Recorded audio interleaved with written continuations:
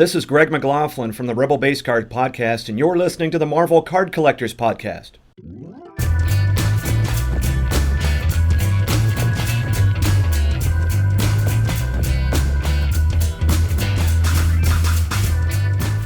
Hello everybody, my name is Ian Taylor and welcome to the Marvel Card Collectors Podcast, brought to you by the Marvel Cards Fan Collective, an awesome community of card collectors and creators.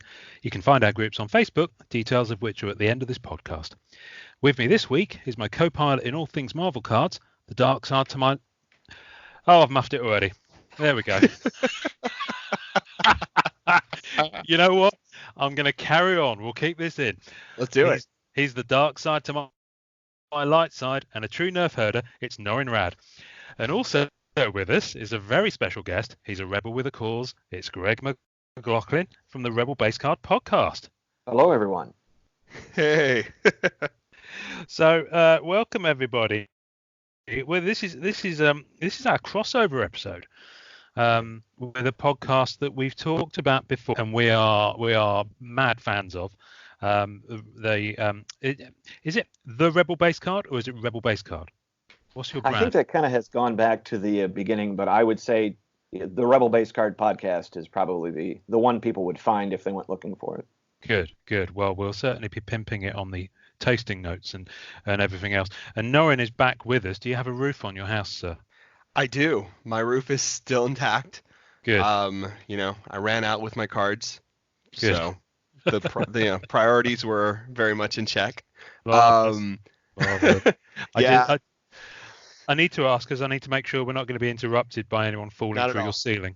Not at all. No. Not at No. all. If not, we would have been in my car and I would have been in a private conversation overlooking a lake in a serene moment. So, with steamed up windows. That's With not at all. steamed up windows, That's not at all suspect. it's the way I do it. Anyway, Greg, we've already lowered the tone. Welcome, sir. We've been talking about this for a few weeks, haven't we? Just Yes. the idea of connecting and maybe kind of bringing our two stars more in orbit with each other, because we both talk about the same hobby but from different kind of collecting kind of brands and what's the word I'm looking for? Properties, I guess is the best thing. So Right. tell us how you. I know you've touched on this on your own podcast, especially episode 1. I remember hearing that. But just give us the kind of the York Notes version of what how, why, when, where did Greg start doing the Rebel Base Card podcast? This is a podcast that kind of came about from the Instagram channel that I started back in late January of this year. I really got back into collecting trading cards, Star Wars cards specifically, back right around before the Force Awakens in 2015. And I've been kind of wanting to blog about them for a while. And it's one of those where I had actually done if I go back 10 years now, I used to do a technology blog. And I did that for 2 years between Tumblr and Blogger, if there is still Blogger out there.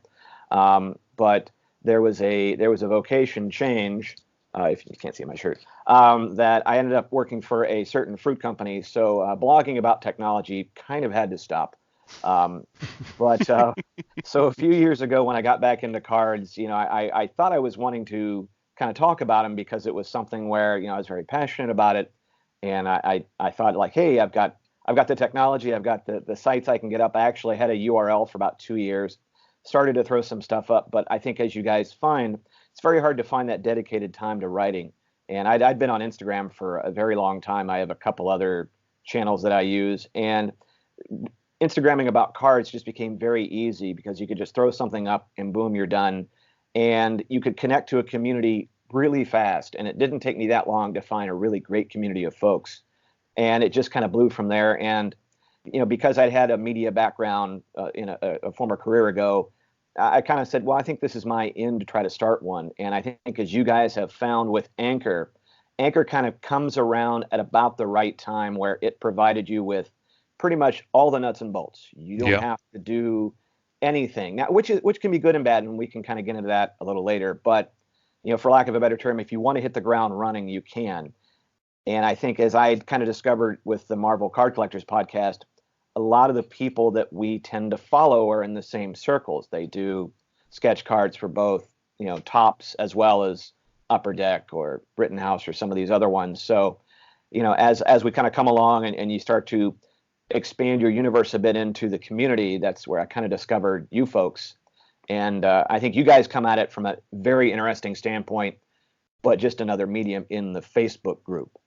So that's kind of like where I kind of come in. And, I think it's just like yourselves. Now, I think what you guys had the advantage of is in your audience, you already had sketch card artists in your audience, which I kind of did. But I think there was a natural discussion that you guys had already kind of just, it sounds like you just elevated from the Facebook group to the podcast, which it seems very it certainly, it felt like the next logical thing for us to do, really. With the Facebook group is great, but it's not everyone's on Facebook. That's the biggest issue. The more and more I'm diving into the collectors who are on the Upper Deck EPAC platform, and I know Tops have their own thing going on, which I'm hoping you'll tell us a bit more about a little later on. The more I talk to the cats on there, the more of them say, I don't have a profile, but I might, I tend not to do Facebook, and I'm finding that with a lot of the really, really big collectors on EPACs as well. They just don't have that. But certainly from where we've come from, a lot of the guys in the group we know really, really dig it, and we're already seeing, and I'm hoping you'll have stories like this as well. We're already seeing people who are reaching out to us and saying, I've just gotten back into Marvel cards because I heard your podcast. We've had at least 2 of those in the past month. So are you finding that you're finding an audience who are still in the Star Wars realm but maybe hadn't looked at the trading cards, or maybe getting back into it as a result? That's what I am finding, that a lot of folks come in, especially if they're around my age, which I'm 49. They collected the cards when the movies came out, and then they sat in a box for a long time, like mine did. And I think that they are, like with the movies, and there's so much more revolving around it, so many more properties and things like that they're kind of getting back in. They're already using social media, and like me, I found the Facebook groups for the cards. I found a very passionate couple of groups that are into Star Wars cards, but then they start seeing it and they're like, well, I'd like to go back in. And I think that really started to prompt an episode I did where I just did on, let's collecting 101. Let's get back in, because I think in any era, I don't care whether you're doing it now, whether you're back in the late 80s, early 90s, 70s, and so forth, you can really, dive whole hog in, and then just blow a lot of money, then realize, what did I just do? Yeah, that's the danger of it. Yeah, 100%. And that's what we did with our 101 too. Funny enough, coincidentally, we it's funny when people go into certain cards and stuff. I think a lot of times people are really surprised where the 101s are and where the printing plates are, and kind of like the bigger ticket items. And I think people get frustrated very quickly when they can't find them. So like the 101 was us trying to be like, you're coming into a hobby where everyone already knows each other. You're coming into a hobby where everyone kind of understands where things are and where they might not be. So, especially when it comes to like sketch cards and commissioning sketch cards. So that was another thing we had to talk about as well, which was really helpful for new collectors, I think. At least the feedback we've been getting is kind of like, thank you. Because Marvel, I don't know if it does for Star Wars, but Marvel, the new premium sets have tier systems. And that seems to be the thing that's always really confusing to collectors who are entering the hobby. They're like, so what's tier 1, tier 2, tier 3, tier 3, 4? And there's a whole number system there that new collectors have to kind of be prepared for when they start diving in and wanting to collect like full sets. I've seen that in the digital apps where it started with the Marvel Collect, and then it's gone into the Star Wars card trader, where you have the base cards that are split up into tiers. And I know with the Disney Collect one, they're going to do that. In the physical realm, you still find, you'll have base cards, and then there'll be a base set of, let's say, 1 to 100, and then you'll have different insert sets. And with the current one that's out at this point, this Journey to the Rise of Skywalker, it is more of an in set, you'll have different colored parallels of the base sets that'll have different odds. And this is probably universal. That sounds about even with what we're seeing on the Marvel cards. I think the biggest difference I've seen is that you referenced the card Trader, Mm-hmm. the Topps platform. Now, so from my understanding of that, because they have a Marvel license as well, but those are digital only cards. Correct. Now, I guess the main difference is that you've either got the digital only cards, and then Topps do the sales of the physical cards that they do. They might do in small numbers and small batches, and only available through the Topps website for a certain window of time, like the Rise of Skywalker trailer set that I've heard you talking about. So, but with the Upper Deck system, those digital cards exist as a stepping stone upwards to then combine to get a physical card. So they exist as a kind of a stepping stone. They're not a separate ecosystem, if you like. They're within the same ecosystem as the physical cards are. So that strikes me as the main difference between what Topps and Upper Deck do. But I've noticed that Topps do have some Marvel cards on there, but I'm guessing that's, in my knowledge of how these licensing thing works, they'll have a license just to do that for digital cards. It seems to me that Marvel only has the digital rights, where Upper Deck must have the physical ones. Exactly. Yeah. And that, I think, makes it, like what you'll see in the Star Wars Card Trader app is they will from time to time bring in the digital copies of the physical set. You'll see the Skywalker saga happening right now. You'll see some from other sets, not all of them, and certainly not every one. A friend of mine who is playing along with me as sort of a secondary account, as it were, is finding, like for the Skywalker saga, which is also a current release, he was finding a bunch of the purple variants for this particular set, which physically, unless you're really getting into a lot of the hobby boxes and so forth, you won't see the sheer number you're getting. Also, the autograph ones and so forth. Mm-hmm. So on the one hand, it's nice because in the app, you're seeing a combination of the digital and the physical. Whereas on the Marvel Collect, and that may be to the detriment of a bit, it's only digital. I have seen some artists, or at least these are panels of actual ones. And those are some questions I know I have for you guys down the road where, in the digital, where it's like, well, here's a shot of Longshot or Storm or whoever. And it just could be, there's not really an attribution, or the word I'm looking for is, there's not really telling you who the artist is. It's just a shot of this person. I'm sure it's from some comic or property, but you don't. Yeah, we do see that. I mean, we do see that with the cards generally fall in, certainly on the Marvel side, they fall into a couple of categories. You've got original art cards, which tend to be the more premium ones, where you have artists who will graft away for X number of months doing really, really high-end paintings. Your fantasy artists, your sci-fi illustrators, people like Joe Jusko, Bianchi, Tom Fleming, people like that. Then you have your movie-based cards, which are literally lifting stills and designs, or they may mess around with a photograph just to make it look a little bit more like a painting. Right, which is what Star Wars. And that's Star Wars and Marvel share that. The exactly. Kind of photo, the MCU, that kind of branching out. Yeah. And then you have the ones where they're lifted from comics. So they're art that has existed either in comics or in a different medium, but it's not created specifically for that trading card.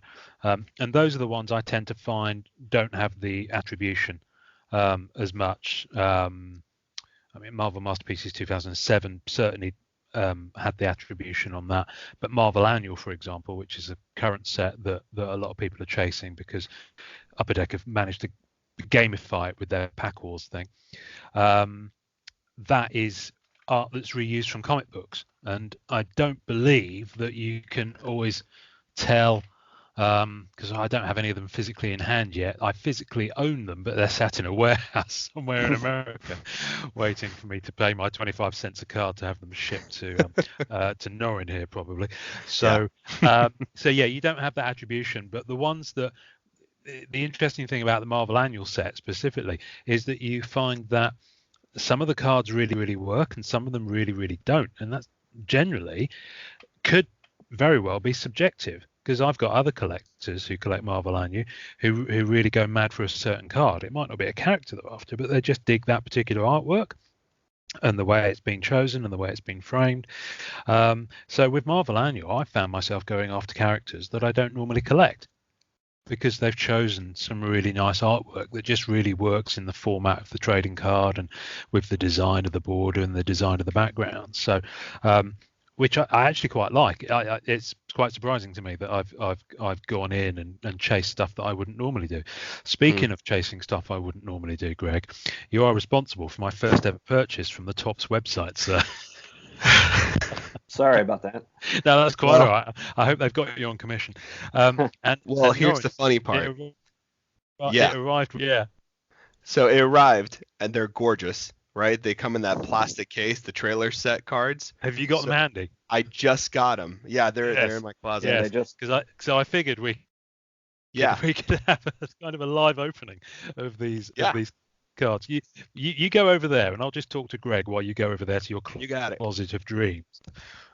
Which, Greg, if you don't know, because I'm in the UK, whenever I order something from America that either won't ship outside of America or would just cost a lot of money for just one card, Nora in here has a closet of dreams, as I call it, where all of my cards go into a box.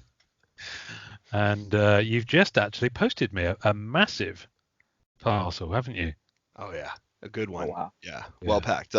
Cards he's been getting for the last 6 months. Oh, easily 9 months. He's in 9 months. So it's just been I'm basically a second warehouse for Upper Deck. That's just how cool I am. That's all. That does answer a couple of questions on how, Ian, you were collecting some of these, or how you could even go about. I think if you have now I see the movie The Mule in the back of my head,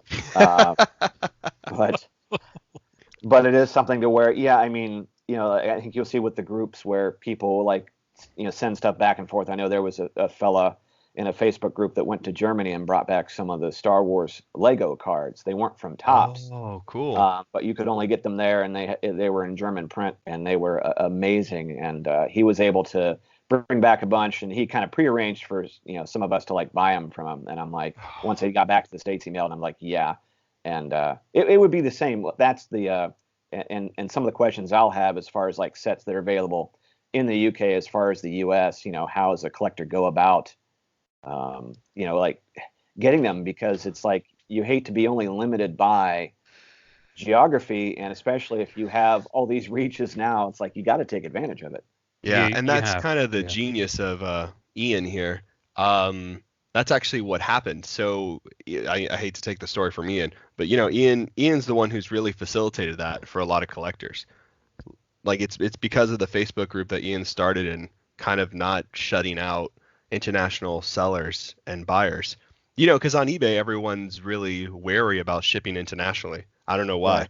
But there is that taboo of shipping internationally and all this kind of stuff. And Ian kind of set up this amazing group where we kind of just are making really big connections. Ian, we have friends from everywhere, right, brother? We do, yeah. I mean, that's why it's called Marvel Card Collectors Worldwide, because I was in some of the more legacy Marvel card groups on Facebook. It's probably the best way to phrase it. And I'd often find that sellers on there would say continental US only, or stuff, and it used to absolutely infuriate me, because I'd see people who would be perfectly willing to pay good money and perfectly willing to pay the shipping and fully aware of what it entails. And I just thought it's such a I get that you don't want to have issues and you don't want the parcel to go missing, but packages go missing even in your own state. They don't. It's the same risk, I guess. So I was very sort of mindful of that, and I thought, what, let's just start something where if you want to post and show off cards, that's fine, and obviously you can do whatever you want to there. But if you want to sell something, you have to be willing to do it cross border, and it's really opened it up for us. I mean, the podcast, I was looking at the stats through Anchor, and I don't know how you manage this, Greg, but Anchor's a great distribution platform in that it puts the podcast out to to Google, to iTunes or Apple Podcasters, whatever it is now. Spotify is obviously owns Anchor now. They own them, Right. and it puts it out to all these places. But when I log in, the one frustration I have with Anchor is that it doesn't pull the stats in from all the other platforms. So you only really see what goes out through Anchor, and I think Spotify. Is that your experience? It is. I think that also once Spotify had bought Anchor, I think it's, initially when you're creating one and it's starting to send out, it'll say like, hey, we want to support these platforms, and they'll shoot out feeds. And as you kind of noticed, iTunes was probably one of the last ones that hit. Spotify picks it up and so forth. Yeah. And what I thought was interesting is that TuneIn and which I think is in conjunction with Amazon, or the Amazon one has not come to fruition. So yes, I'm on that. And Stitcher as well. Stitcher, yeah. And so there are ones that either it was a non-starter for them or they're going to compete with. I can't speak for Anchor, but that's where it kind of has stopped. And so, on the one hand, if you look at the Anchor stats and you go, okay, the dominant listening group is iTunes.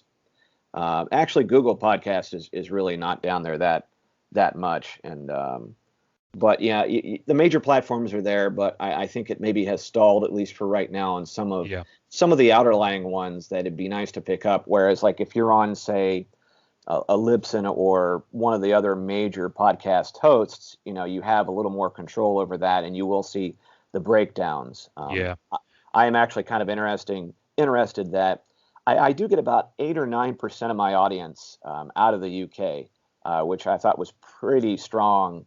But wow. I also figure some of that is probably because the sketch artists that I talk to, since they're U.S. based, may be of interest to collectors in the UK.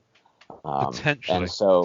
And so just like what you've talked about in some of your episodes, where there's not a ton of cons there. So there's obviously more in the U.S. that, all these artists from anywhere from, left coast or right coast are attending to. And so there's more here to have access to. And so that may be where some of that audience is coming from. I can't believe I'm that interesting. I think so. No, I mean, it's the interesting thing for me. I've just pulled it up actually. So 74% of the podcast audience, at least via Anchor, are US. So that's 26% elsewhere, 14% UK, and it's not all me and my family and friends. It's 6% Canada, a fair chunk Australia, Indonesia, Netherlands. Strangely, Japan's, Philippines, well, Netherlands, yeah. So there's some good spread of countries there. I mean, it goes once you go below 1%, it gets exponentially bigger. But it is really interesting, and I guess for me it speaks to the fact that whilst there are trading cards released in my own territory for Marvel, someone else has the license and they're printed and made in the UK, and they tend to be a different quality and in some cases a lower quality than the ones that are produced under the official license in the US, whoever may happen to hold that, and obviously Upper Deck hold it at the moment. So for me, and I think I spoke about this on our first episode where I did the origin stories, for me the Marvel Comics and trading cards are Americana. So for me, it's important that I own the American cards. If it's a certain character, I might want to own a card that was made in Mexico or Italy or UK for that character. Black Cat. But otherwise, I'm more than comfortable just to stick to the US side of things. And that's the interesting thing about the Star Wars, because with the Topps set that you were talking about, which is the Rise of Skywalker second trailer set, so cards 11 to 20, I got those, and I got them from the US site, and I had them shipped to my boy here, along with the poster card, the single card. So those are my first foray into Star Wars cards. But I can get the Journey to the Rise of Skywalker? Yes. Okay. That set is available in the UK, but it's made and manufactured in Europe. And I don't know if it's the same set exactly. I have seen a little bit of it. I know that they were, I think I saw something either on Facebook or Instagram where some of the ways to collect were slightly different.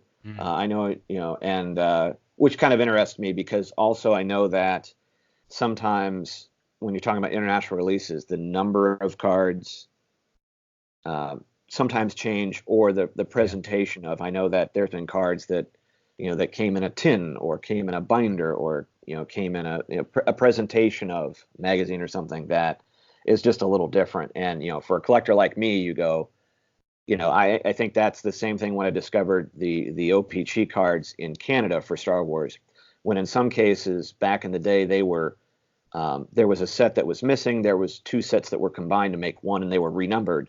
And then as a collector you go, well, that's a new set. I'm down. Like all I need really is a very thin excuse to go collect something else, because there's a slight variation.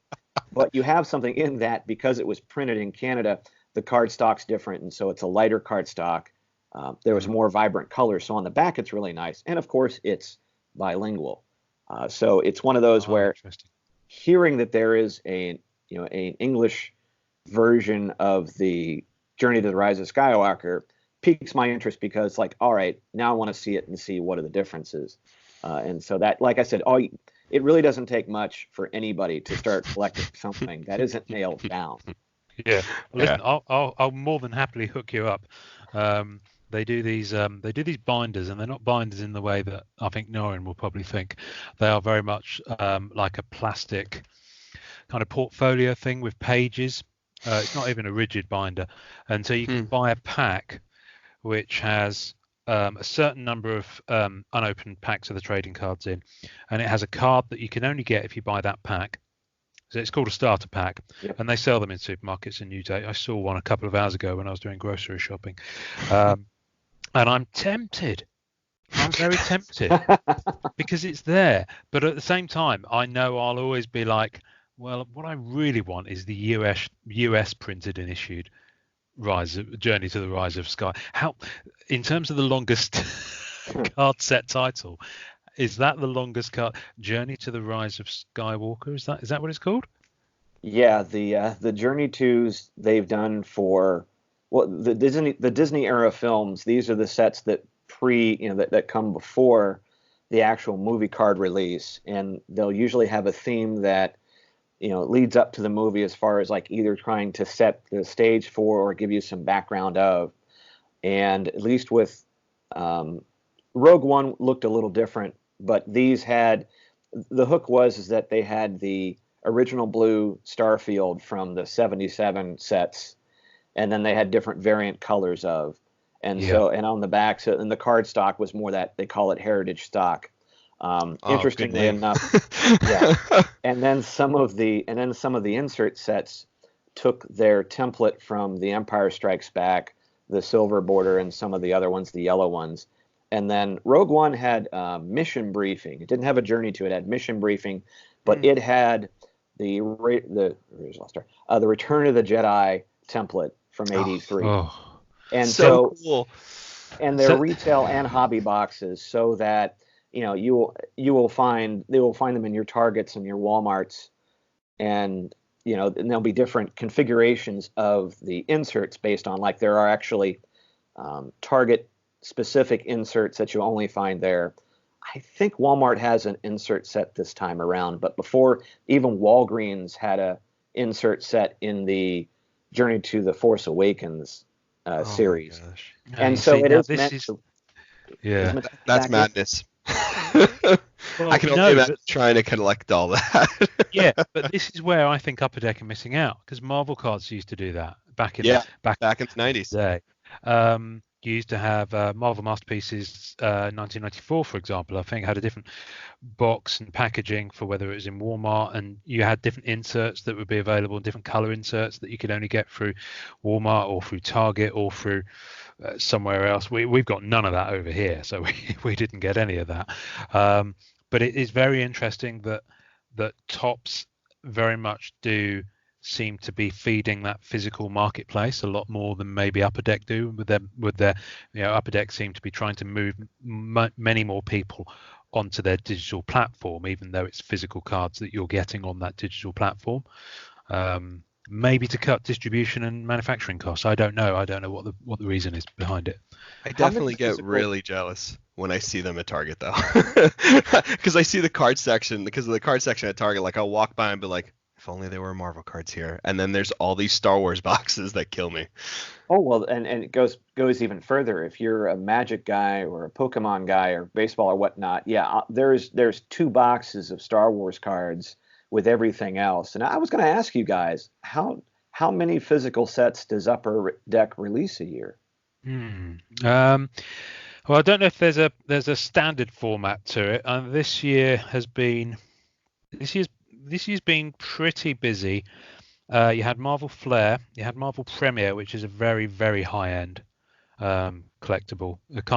It's akin to those football sets where you literally get 1 or 2 cards in. It's that kind of price point, and it's got maybe 1 base card in it. You'll have a chase card and 3 sketches, and it's $250 a pop. So it's that's at top end, and then you've got the lower end stuff, Marvel Annual, which is literally just looking at events and characters and stuff that may have happened in the last 12, 18 months. Those are the ones that have the comic book art that we were talking about earlier. Yeah. And then there's not really been a top end premium release this year. When I know Premiere is, but what I mean is in terms of painted artwork, because Flair I don't think is of your stature of a Flair Ultra X-Men or a Flair Ultra Spider-Man or Marvel Masterpieces. I think the base card art is there, but it's not that thick card stock. So maybe if you add in the movie sets that they put out, maybe 6 this year. That's about right. I agree. Pulling it off the top of my head. It's not a bad number. I think that's really close, actually. Yeah. I think the big event for many people, even though like Flair had amazing art and there were multiple artists on that set and it was original art, not comic book art, I think those are the tiers. You know what I mean? The reuse of marketing and comic art is not lower in value, but like economically they're just lower cards in terms you can get more for your bang for your buck and all that kind of good stuff. And then Premiere uses original artwork. Flair is now using original artwork. But the Masterpiece series is usually considered like a full set by one artist or a pair of artists. And then that's the one that's really tiered system. Even though Premiere has a tier system as well, anything with a serial number is really the kind of like golden child of the year. So if something comes out that has like real serial number, deep cuts type of stuff, then that's usually drives people nuts. Drives people's nuts, yeah. That's what everybody goes for. So yeah, that's the stuff that does it for everybody. Oh wow. So what I'm going to do at this point, because I've got a few questions for Greg, but Greg, I'm sure you've got more questions for us. So for all of our eager beaver listeners at home, we're going to wrap this episode and it will be continued as part 2 on the Rebel Base Card podcast.